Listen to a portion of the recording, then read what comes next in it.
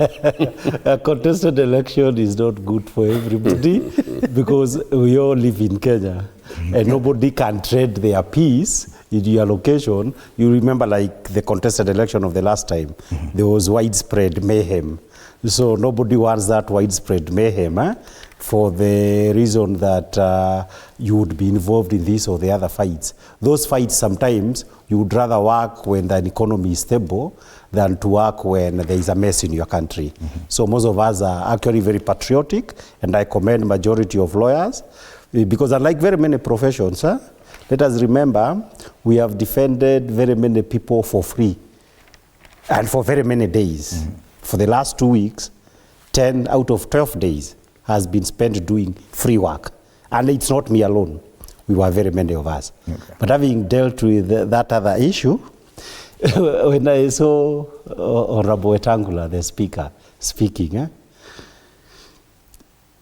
I just asked, where is the moral authority of Speaker Wetangula to be giving this kind of advice? We have a judgment of the High Court, which has more or less, when you went to challenge it before the Court of Appeal, the Court of Appeal declined. He was held that he has been unable to be an impartial and politically neutral speaker, as it is expected. Those events that he keeps going across the country, those are political events on one side of the political divide. So that unfortunately, when in other countries, when a speaker speaks, because a speaker is almost also like the Chief Justice, a head of an institution, he has brought his institutions down in terms of trust.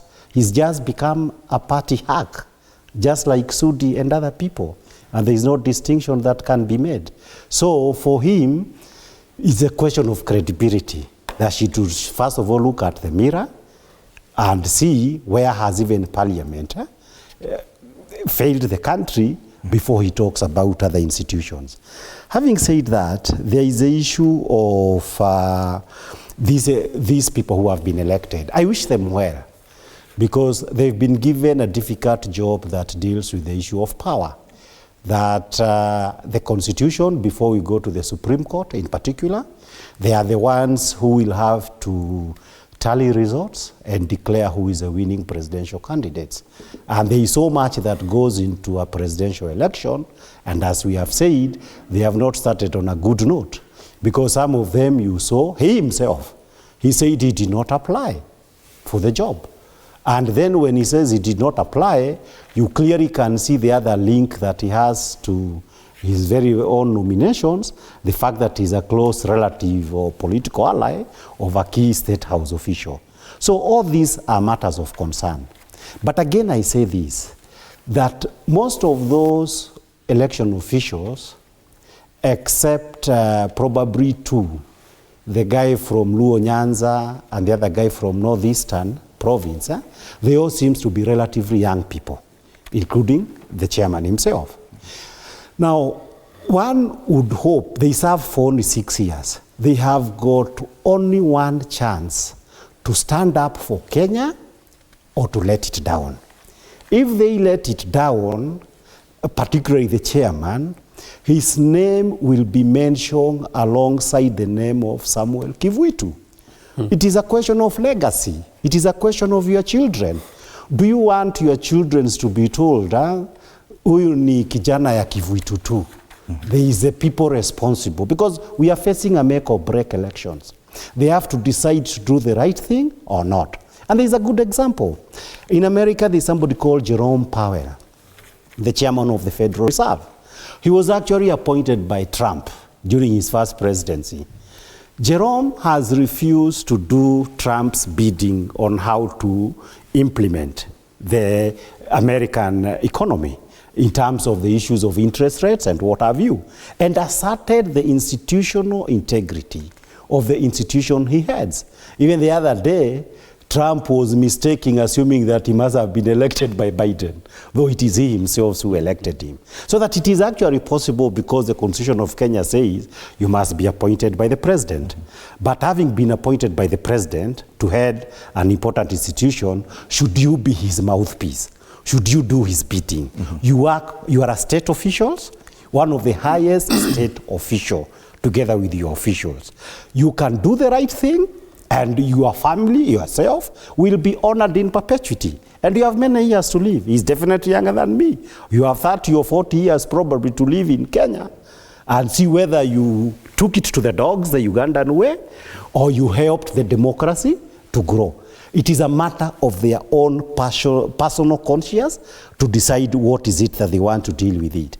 They have started on a low trust level, but they can raise it. How can they raise it? There are two major issues before we go to the elections. The first major issue would be this: to ensure the petitions for recall of elected leaders are dealt with integrity and without trying to sway the issue. If you are presented with the petitions that have met the necessary thresholds, you must give an opportunity to the constituents of a particular area to determine the issue on whether that member should be recalled or not. Do not try to play any monkey games when that issue is presented. Issue number two, this issue of interpreting your mandate with regard to the issue of boundaries and voter registration, and to ensure you do your work. If you follow the law, this country will be able to keep its path, and it will help to contribute. But by the time when we enter the election season, in January, February 2027, we are starting it on the right note. But if in the meantime you mess up everything, it would mean even when you declare results, whether you declare the correct results or not, they will lack credibility. Okay. So that it is really in their hands, if you ask me, whether to be seen to have done your job or to have failed in doing your job. All right. Wakili, I can see we have about 3 minutes. What's your feeling? Yeah, my take on this, Fred, is I think the main issue is interference from, obviously, state actors, and you've seen the speaker, and you've also heard the politicians on what they're commenting, that we will steal elections. Of course, you will steal elections using the IEBC facilities, and because it is the IEBC who have to announce. So the major problem we face is interference. But the IEBC, as properly elucidated, should remember that they are IEBC, Independent Electoral and Boundaries Commission. They're independent, even if they were sworn in by the judiciary and all that.